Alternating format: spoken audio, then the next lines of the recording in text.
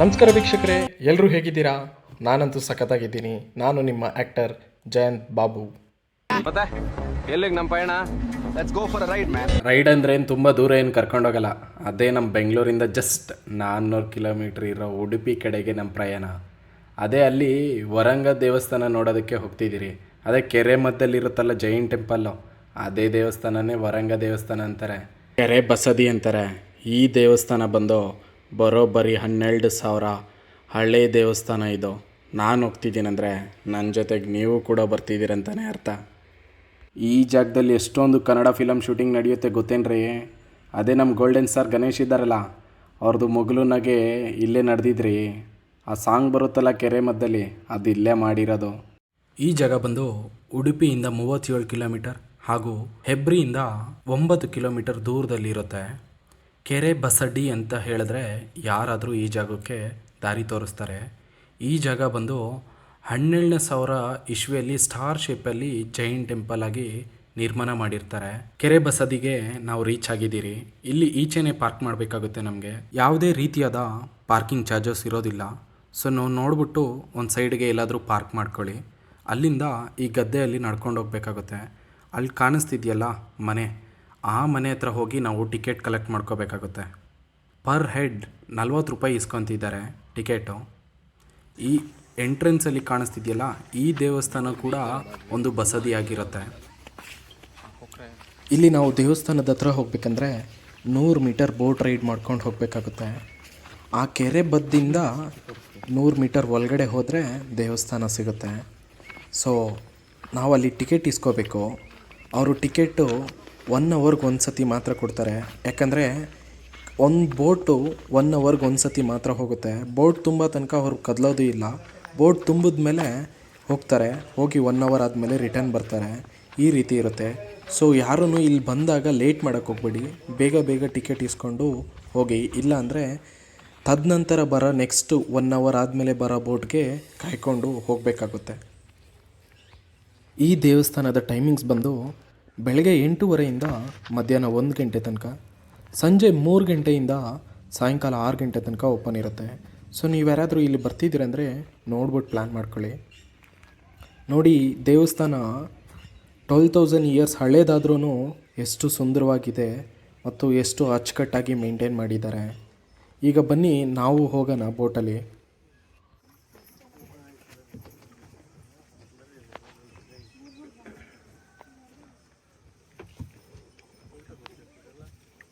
ಮುಂದೆ ಮುಂದೆ ಹೋಗಿ ಅಮ್ಮ, ಹಿಂದೆ ಹೋಗಿ, ಹಿಂದೆ ಜಾಗ ಇದೆಯಲ್ಲ.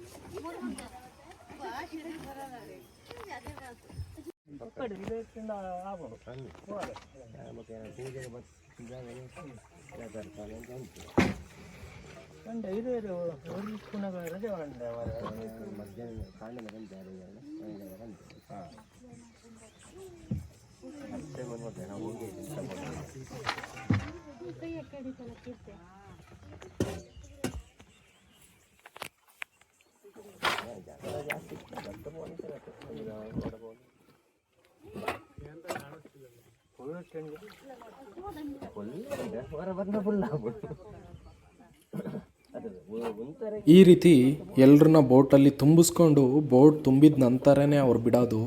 ನಮ್ಮ ಜೊತೆಗೆ ಅರ್ಚಕರು ಕೂಡ ಬರ್ತಿದ್ದಾರೆ. ನಾವು ಬೆಳಗ್ಗೆನೇ 8:30ಗೆ ರೀಚ್ ಆಗಿದ್ರಿ ಇಲ್ಲಿ. ಸೊ ಈ ಬೋಟ್ ಈಗ 9:00ವರೆಗೆ ಅಲ್ಲಿ ಹೊರಡ್ತಿದೆ. ನೋಡಿ ಈ ಜಾಗ ಎಷ್ಟು ಸುಂದರವಾಗಿದೆ.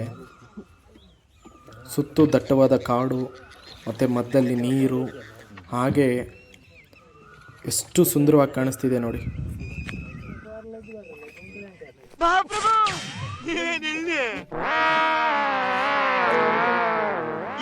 ನೋಡ್ತೀರಾ ಮಗ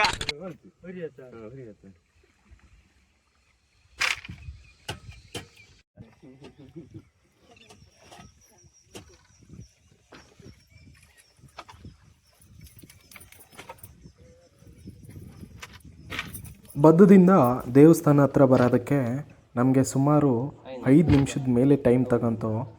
ಈಗ ರೀಚ್ ಆದ್ರಿ ಜಸ್ಟ್. ಈಗ ಒಬ್ಬರೊಬ್ಬರೇ ಹಿಡ್ಕೊಂಡು ಬೋಟಿಂದ ಅಲ್ಲಿ ಹೋಗಿ ನಿಮಗೆ ತೋರಿಸ್ತೀನಿ ದೇವಸ್ಥಾನ ಎಷ್ಟು ಸುಂದರವಾಗಿದೆ ಮತ್ತು ಸುತ್ತು ಇರೋ ಪರಿಸರ ಹೇಗಿದೆ ಅಂತ.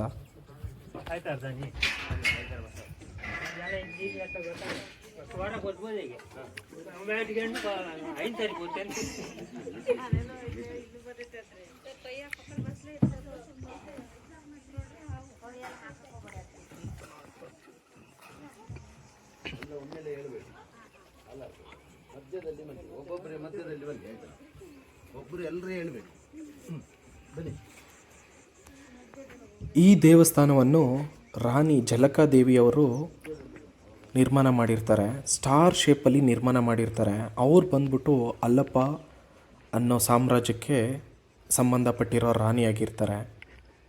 ಈ ದೇಗುಲ ಸ್ಟಾರ್ ಶೇಪಲ್ಲಿ ಇರೋದ್ರಿಂದ 5 ಕೊನೆಗೆ 5 ದೇವರು ಇರ್ತಾರೆ. ಮುಖ್ಯ ದ್ವಾರದಲ್ಲಿ ಅಂದರೆ ಮೇಯ್ನ್ ಡೋರಲ್ಲಿ ದೇವಿ ಪದ್ಮಾವತಿ ಅವರು ಇರ್ತಾರೆ. ಮಿಕ್ಕಿದ 4 ಕೋಣೆಯಲ್ಲಿ ತೀರ್ಥಂಕರು ಇರ್ತಾರೆ. ಪ್ರಶ್ವಂತ ತೀರ್ಥಂಕರು, ಅನಂತ ತೀರ್ಥಂಕರು, ನಿಮಿನಂತ ತೀರ್ಥಂಕರು, ಶಾಂತಿನಂತ ತೀರ್ಥಂಕರು ಇರ್ತಾರೆ. ಇಲ್ಲಿ ವರಂಗ ಎಂದು ಯಾಕೆ ಹೆಸರು ಬಂತು ಅಂದರೆ ರಾಜ ವರಂಗ ಅವರು ನಿಮ್ಮಂಥ ತೀರ್ಥಂಕರನ್ನು ಇಲ್ಲಿ ಸ್ಥಾಪನೆ ಮಾಡಿರ್ತಾರೆ. ಆಗಿಂದ ಈ ಜಾಗಕ್ಕೆ ವರಂಗ ಲೇಕ್ ಜೈನ್ ಟೆಂಪಲ್ ಎಂದು ಹೆಸರು ಬಂದಿದೆ. ಹಾಗೆ ಇಲ್ಲಿ ಬಸದಿ ಅಂತ ಹೇಳ್ತಾರೆ. ಬಸದಿ ಅಂದರೆ ಈ ಜಾಗದ ಲೋಕಲ್ ಲ್ಯಾಂಗ್ವೇಜಲ್ಲಿ ದೇವಸ್ಥಾನ ಎಂದು ಹೆಸರು. ಈ ಕೆರೆಯಲ್ಲಿ ಎಷ್ಟೊಂದು ಮೀನು ಹಾಗೂ ಹಾವು ಇದ್ದಾವೆ. ಸೊ ಯಾರಾದರೂ ನೀವಿಲ್ಲಿ ಕೆರೆಗೆ ಬಂದಿದ್ದೀರಲ್ಲ ಅಂತ ಸ್ವಿಮ್ಮಿಂಗ್ ಮಾಡೋದಕ್ಕಾಗಲಿ ನೀರಿಗೆ ಧುಮ್ಕೋದಾಗಲಿ ಮಾಡೋಕ್ಕೆ ಹೋಗಬೇಡಿ. ತುಂಬ ಆಳ ಇರುತ್ತೆ ಈ ಕೆರೆ. ಯಾರು ಈ ಥರ ಕೆಲಸ ಮಾಡೋಕ್ಕೆ ಹೋಗಬೇಡಿ. ಈ ದೇವಸ್ಥಾನದ ಸುತ್ತು ದಟ್ಟವಾದ ಕಾಡು ಹಾಗೂ ನೀರಿಂದ ತುಂಬಿಕೊಂಡಿರುತ್ತೆ ಈ ಕೆರೆ. ನೋಡೋದಕ್ಕೆ ಅದು ತುಂಬ ಆಹ್ಲಾದಕರವಾದ ಜಾಗ ಆಗಿರುತ್ತೆ. ಇಲ್ಲಿ ಸ್ಪಿರಿಚುವಲ್ ಆಗಿ ನ್ಯಾಚುರಲ್ ಆಗಿ ತುಂಬ ನಮ್ಮನ್ನು ಟೆಂಪ್ಟ್ ಮಾಡುತ್ತೆ ಈ ಜಾಗ. ನೋಡಿ, ನೀವು ಇದನ್ನು ವೀಕ್ಷಿಸಿ ತುಂಬ ಖುಷಿಪಡಿ. ಈ ನನ್ನ ಮಕ್ಕಳಿಗೆ ತಿಂದ್ಬಿಟ್ಟು ಮನೇಲಿ ಬೇರೆ ಏನ್ ಕೆಲಸ ಇರಲ್ಲ, ಇಲ್ಲಿ ಬಂದು ನಿಂತ್ಕೊಂಡು ಹೋಗೋ ಬರೋರ್ನೆಲ್ಲ ತರಲೆ ಮಾಡ್ಕೊಂಡು ಪೋಸ್ ಕೊಡ್ತಿರ್ತಾರೆ ಬಡ್ಡಿ ಮಕ್ಕಳು.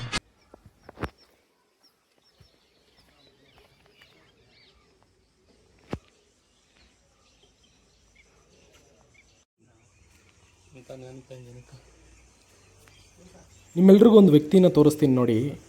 ಈ ವ್ಯಕ್ತಿ ಫೋನ್ನಲ್ಲಿ ಮಾತಾಡ್ತಿದ್ದಾರಲ್ಲ, ಇವರೇ ಮುಗುಲ್ನಗೆ ಫಿಲಮಲ್ಲಿ ಬೋಟ್ ರೈಡ್ ಮಾಡಿಕೊಂಡು ಫಿಲಮಲ್ಲಿ ಕಾಣಿಸ್ಕೊಂಡಿರ್ತಾರೆ. ಇವತ್ತು ನಮಗೂ ಕೂಡ ಅವರೇ ಬೋಟ್ ರೈಡ್ ಮಾಡಿಕೊಂಡು ದೇವಸ್ಥಾನಕ್ಕೆ ಕರ್ಕೊಂಬಂದಿದ್ದು.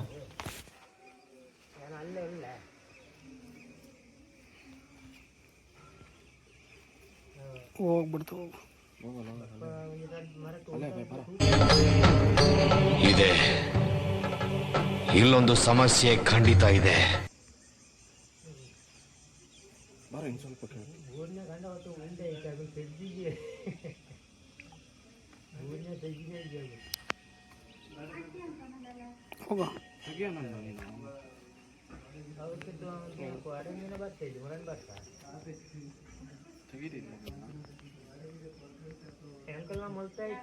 ಹೋಗು ಬ್ರೋ, ಅದು ನೀರು ಅವೇನು ಮಾಡಲ್ಲ, ಓಡೋಗುತ್ತದು.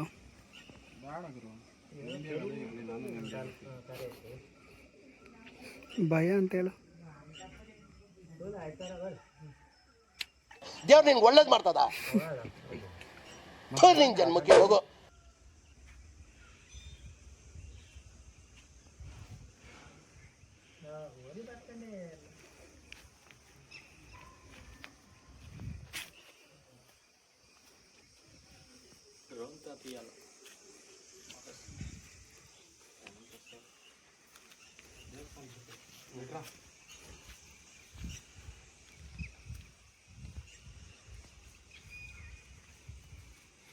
ಬನ್ನಿ, ದೇವಸ್ಥಾನವನ್ನು ನಿಮಗೆ ಎಕ್ಸ್ಪ್ಲೋರ್ ಮಾಡಿ ತೋರಿಸ್ತೀನಿ. ಇಲ್ಲಿ ನೋಡಿ, ಕೆರೆ ಮಧ್ಯದಲ್ಲಿ ಒಂದು ಬಾವಿ ಇದೆ ಮತ್ತು ಇಲ್ಲಿ ನಾಗದೇವರದು ಒಂದು ಶಿಲಾ ವಿಗ್ರಹಗಳಿದ್ದಾವೆ. ಒಳಗಡೆ ಹೋಗೋಕ್ಕೆ ಮುಂಚೆ ಅದನ್ನು ನೋಡಿಕೊಂಡು ಆಮೇಲೆ ಒಳಗಡೆ ಹೋಗಬೇಕು.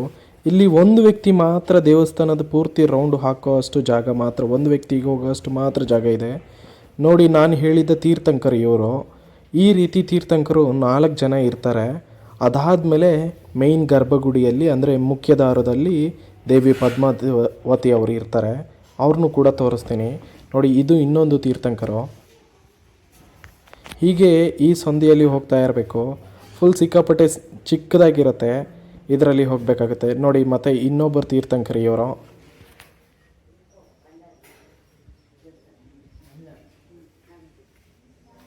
ಈಗ ಪದ್ಮಾವತಿ ಅವ್ರನ್ನ ತೋರಿಸ್ತೀನಿ, ಬನ್ನಿ.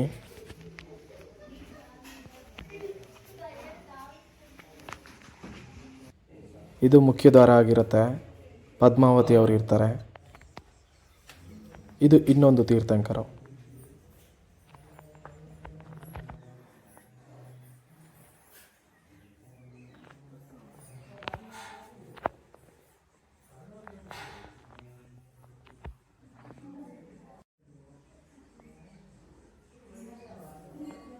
ಈ ದೇವಸ್ಥಾನದ ಅರ್ಚಕರು ಇವರೇ.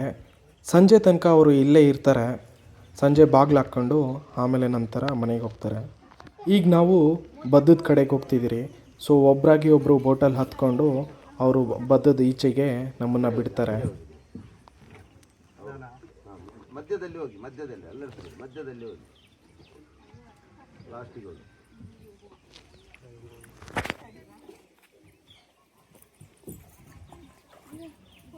ಮಧ್ಯದಲ್ಲಿ ಹೋಗಿ.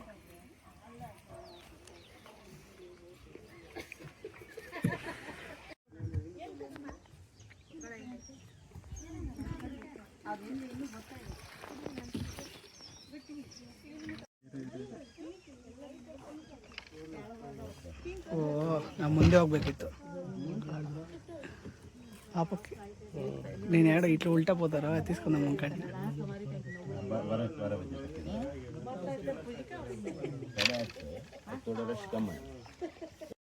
ಆವತ್ತು ಇವರ ಮುಖದಲ್ಲಿ ಒಂದು ತೇಜಸ್ಸನ್ನು ನೋಡಿದೆ. ಏನನ್ನು ಸಾಧಿಸಿರೋ ಸಂತೋಷ ಇವರ ಮುಖದಲ್ಲಿ ತೇಲಾಡ್ತಾ ಇರೋದನ್ನ ಗಮನಿಸಿದೆ.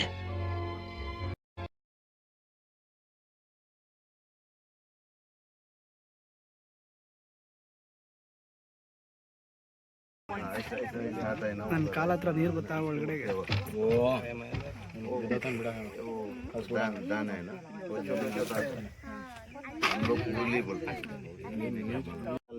इधर आके सेवा करना। आज नहीं बचा ना, नहीं तो आप कुंकुमार दे दिया ना, किसी सेवा के लिए दिया क्या बोलते हैं, देवी से पता है ये ऐसे बनाते हैं। ये जनरल टूरिस्ट है और शुक्रवार के दिन बहुत रश रहता है लोकल का।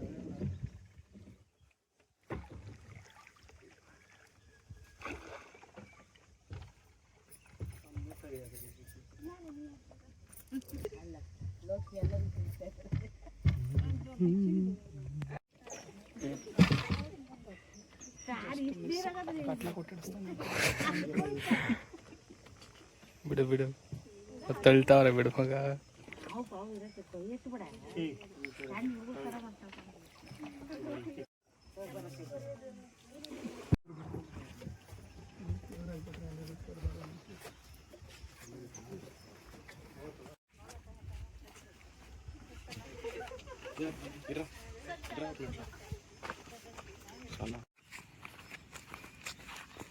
ಅಣ್ಣ ಸಖತ್ ಆಕ್ಟಿಂಗ್ ಮಾಡ್ತಿದ್ದೆ ಕಣ, ಕಲಾವಿದ ಕಣ. ನಮಸ್ಕಾರ ಕಣ, ನೀನು ಏನು ಅರ್ಥವೇ ಆಗ್ತಿಲ್ವೇ ಈ ಕೇಸು?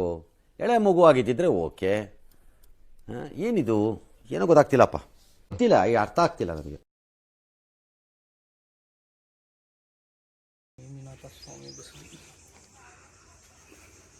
ಈಗ ನಾವು ಮತ್ತೊಂದು ಬಸದಿ ಕಡೆಗೆ ಬಂದಿದ್ದೀರಿ. ಅಂದರೆ ಎಂಟ್ರೆನ್ಸಲ್ಲಿ ಒಂದು ಟೆಂಪಲ್ನ ತೋರಿಸೋದ್ನಲ್ಲ, ಅದೇ ಬಸದಿ ಕಡೆಗೆ ಬಂದಿದ್ದೀರಿ. ಅಂದರೆ ಅದೇ ಟೆಂಪಲ್ ಕಡೆಗೆ ಬಂದಿದ್ದೀರಿ. ಇಲ್ಲೊಂದು ಸತಿ ದೇವ್ರಿಗೆ ಕೈ ಮುಕ್ಕೊಂಡು ಇಲ್ಲಿಂದ ಹೊರಡೋಣ ಅಂತ ಹೇಳಿಬಿಟ್ಟು ಇಲ್ಲಿ ಬಂದು ದೇವ್ರನ್ನ ನೋಡೋಕ್ಕೆ ಬಂದಿದ್ರಿ. ಆದರೆ ಇಲ್ಲಿ ದೇವಸ್ಥಾನ ಬಾಗ್ಲಾಗಿತ್ತು. ಸರಿ ಅಂತ ಹೇಳ್ಬಿಟ್ಟು ಹಾಗೆ ನಿಂತ್ಕೊಂಡು ಅಲ್ಲೇ ಕೈ ಮುಕ್ಕೊಂಡು ಹಂಗೆ ದೇವ್ರನ್ನ ಒಂದು ಪ್ರದಕ್ಷಿಣೆ ಮಾಡಿಕೊಂಡು ರಿಟರ್ನ್ ಹೋಗ್ತಿದ್ದೀರಿ.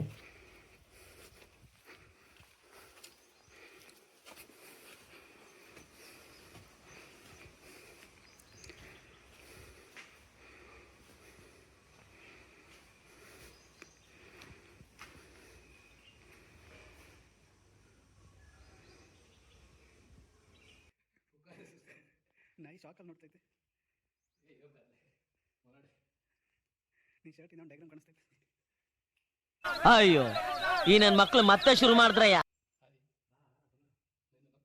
ಈ ಬಸದಿ ಕೂಡ ರಾಜರ ಕಾಲದಲ್ಲಿ ನಿರ್ಮಾಣ ಮಾಡಿರೋದು.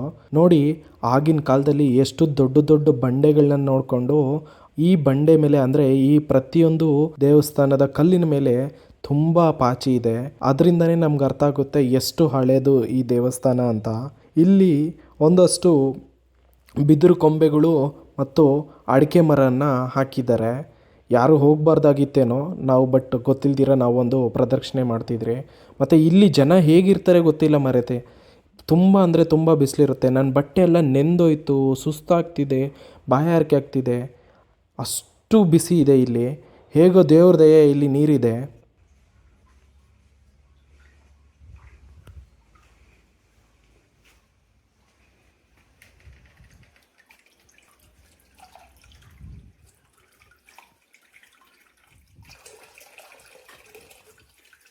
Bro tap water, bore water ಅಲ್ಲ.